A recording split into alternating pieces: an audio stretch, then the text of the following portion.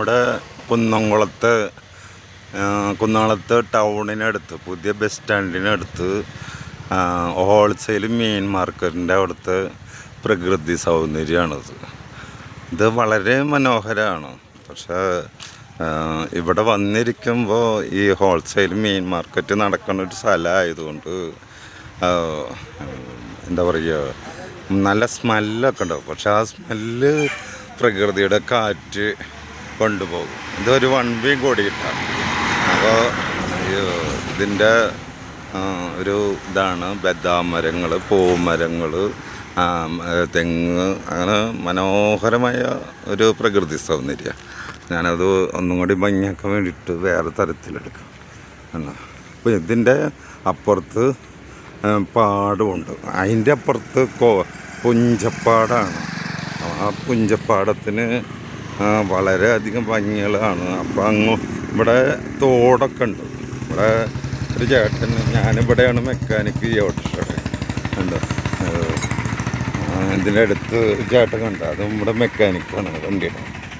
Okay, എന്നാൽ ലോട്ടറിക്കാരൊക്കെ ഇരിക്കുന്നുണ്ട്. ഈ ചേട്ടൻ ഇന്നിവിടെ ലോട്ടറി വിൽക്കുന്നതാണ്.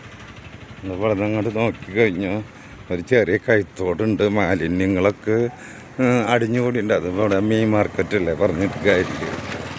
ഒരു ദിവസം 4 മണിക്കൂർ 5 മണിക്കൂർ കൊണ്ട് 4 കോടി രൂപയുടെ കച്ചവടം നടത്തുന്നതാണ് ഈ തുറക്കുളം മാർക്കറ്റ്, കുന്നംകുളത്ത് ഹോൾസെയിൽ മാർക്കറ്റ് എന്ന് പറഞ്ഞാൽ.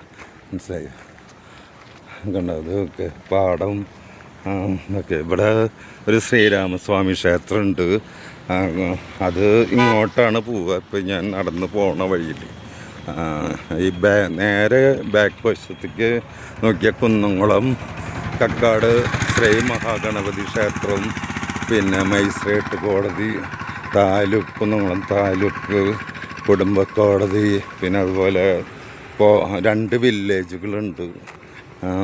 ഇതിൻ്റെ അപ്പുറത്ത് അവിടുന്ന് ഇങ്ങോട്ട് ബണ്ടിൽ നിന്ന് വെള്ളം അടിക്കും.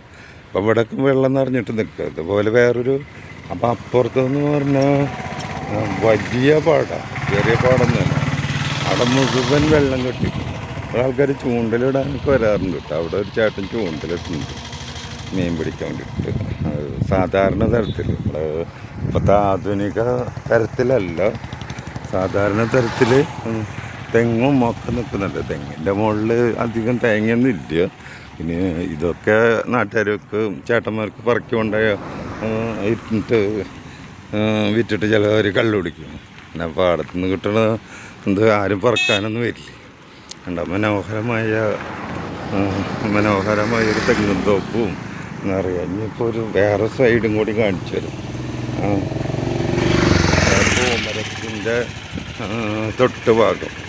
പൂമരത്തിൻ്റെ തൊട്ടുഭാഗം ഇത് ഇവിടെ ഒരു കമ്പനി ഉണ്ടായിരുന്നു. എന്താ ആ കമ്പനിയൊക്കെ സമരം വന്നിട്ട് പൂട്ടിപ്പോയി. അനധികൃതമായി നിർമ്മിച്ചാണ്. എന്തൊക്കെ അതിൻ്റെ വാർത്തകളൊന്നും ഞാൻ ശ്രദ്ധിച്ചിട്ടില്ല.